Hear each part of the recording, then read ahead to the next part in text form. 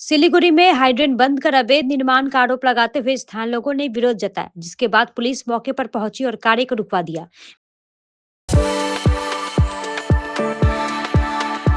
We are the dreamers, the achievers, and the leaders. Come, join us today.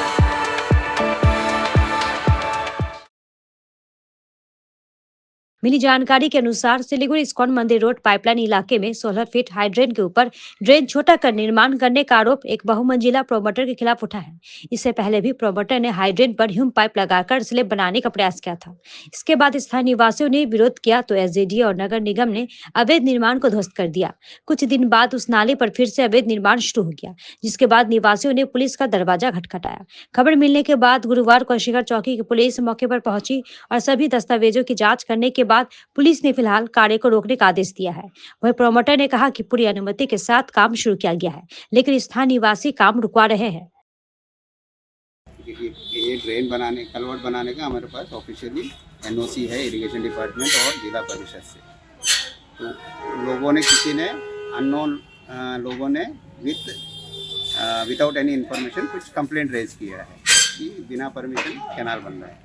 Police वालों ने बोला आपके पास जो परमिशन है वो हम कॉपी हमारे पास लेके आइए, उसके बाद अपना काम करिए। अभी जो हम बना रहे हैं 4 फीट 3 इंच है अंदर ही अंदर। हाँ। जो with the knowledge of irrigation and जिला परिषद उनका परमिशन से बना। इसके बारे में वो जो बाधा देंगे वो जाने, हमको कोई तकलीफ, हम जो डॉक्यूमेंट पूछा हम दे देंगे, हम अपना काम कंटिन्यू करेंगे। बार देखिए आपको क्यों वो लोग बाधा दे रहे हैं, वो आप लोग को ज़्यादा मालूम, हमको मालूम। हमारे पास परमिशन है, सारा परमिशन से हम काम कर रहे हैं। डॉक्यूमेंट प्रोड्यूस करना बोला, हम डॉक्यूमेंट प्रोड्यूस कर देंगे। कैनाल का जो स्पेसिफिकेशन से एकदम जो है उस स्पेसिफिकेशन से ही बन रहा है। मेरा नाम कुमार। আপনারা জানেন যে বিগত 5 বছর আমি শাসক দলের কাউন্সিলর ছিলাম। তো শাসক দলের কাউন্সিলর থাকার সুবাদে আমার একটা দায়িত্ব কর্তব্য অবশ্যই আছে যে আমাদের 40 নম্বর ওয়ার্ডের উত্তর এক্টিয়াশালের যে অংশটা এবং ঢাবগ্রাম 2 এর যে উত্তর এক্টিয়াশালের যে অংশ, দুটো কিন্তু পাইপলাইনের দুপাশ। ফলে কি হচ্ছে, প্রতি বছর এই এলাকার মধ্যে জল জমে একটা বন্যা দেখা যায়। এবার সেখানে 18 ফুটের একটা ড্রেন আছে, সেটা দিয়ে জল বেরোতে পারে না, তারপরেও বন্যাটা হয়।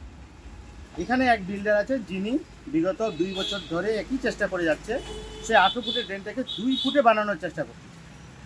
এবার কার সাহসে কীভাবে তিনি এত বড় পদক্ষেপ নিচ্ছেন যে সরকারি ইরিগেশন ডিপার্টমেন্টের ড্রেন 18 ফুট সেটাকে 2 ফুটে করা, এত বড় সাহস তিনি যে কার শক্তিতে করছেন সেটা আমাদের জানা নেই। এবার আপনারা যারা মিডিয়া পার্সন আছেন, আপনাদের সহযোগিতায় আজকে বিভিন্ন থানা তারা জানতে পেরেছে যে না, এখানে একটা কোনো ঝামেলার ব্যাপার হচ্ছে।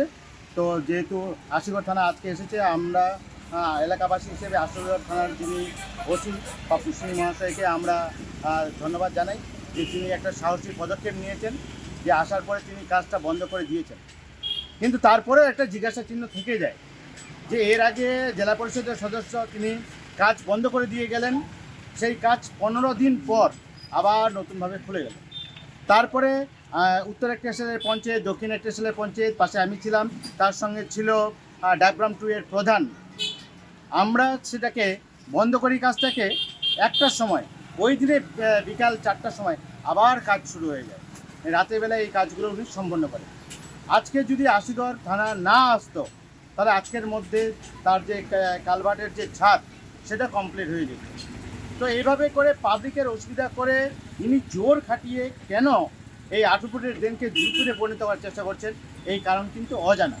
আমরা সরকারের কাছে আশা রাখছি যে তাদের যে সম্পত্তি, সেই সম্পত্তি রক্ষা করার দায়িত্ব তাদের। আমরা দেখিয়ে দিয়েছি যে আপনার সম্পত্তি কোনো এক বিল্ডার অকুপাই করে নিচ্ছে, পাশে পুরো এলাকাবাসীর একটা অসুবিধা করছে। আপনারা এই জায়গাটা দেখুন, এলাকাবাসী আপনাদের সাথে আছে, পাশে।